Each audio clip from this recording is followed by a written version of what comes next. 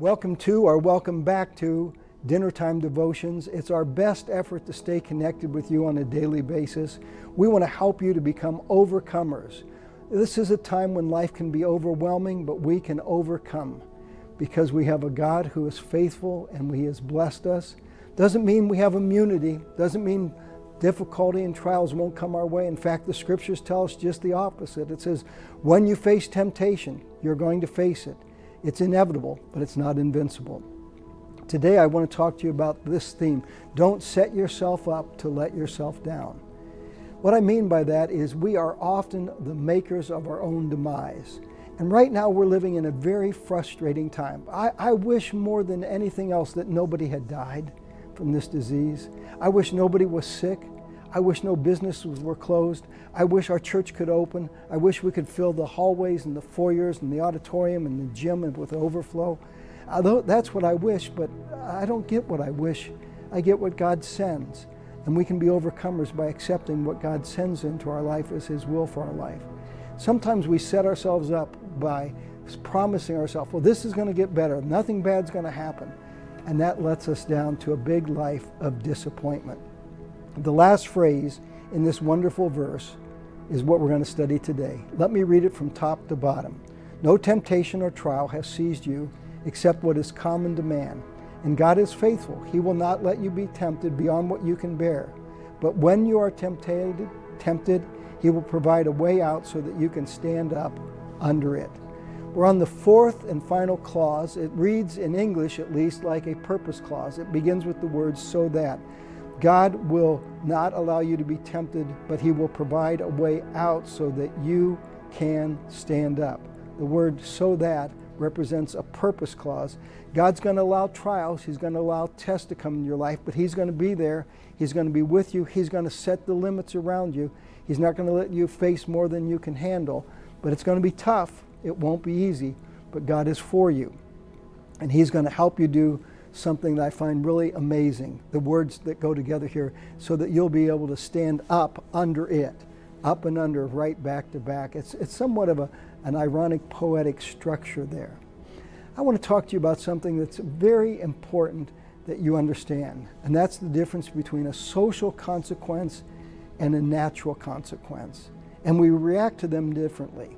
If you drove down a road and it was a 35-mile-an-hour gravel road and you decided you were going to fly at 60 miles an hour and you jammed on the brakes, the car skidded off the road and slammed into a tree, doing several $1,000s damage. The car damage is a natural consequence of bad choices about driving.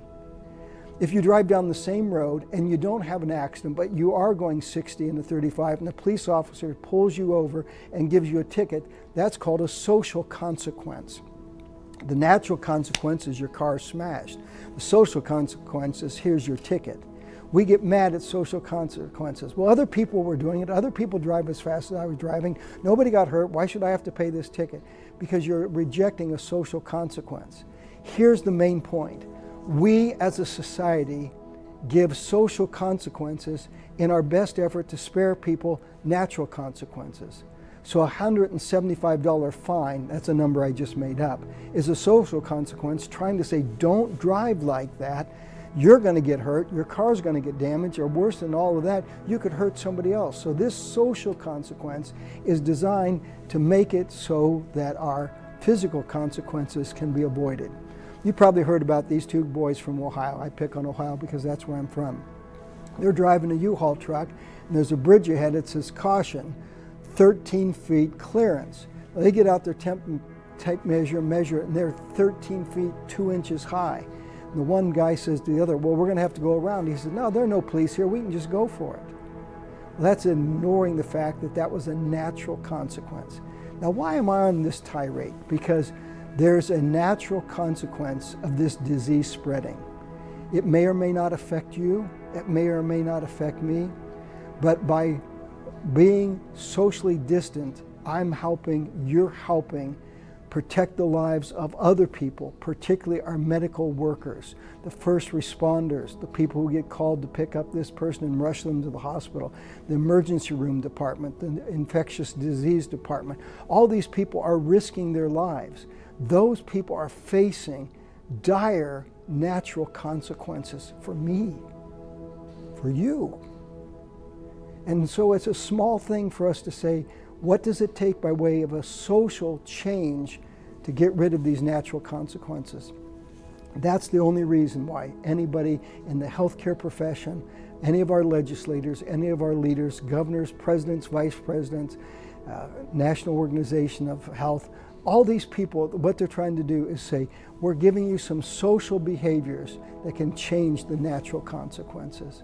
Here's a behavior that can change the consequence of your life. If you allow Jesus Christ to be the Lord of your life, then what you'll find is all of his thou shalls and thou shalt nots, you're suddenly going to have a new mind and a new heart, and you go, I get it. Those rules were made not to hold me back, but to give me a future and a hope.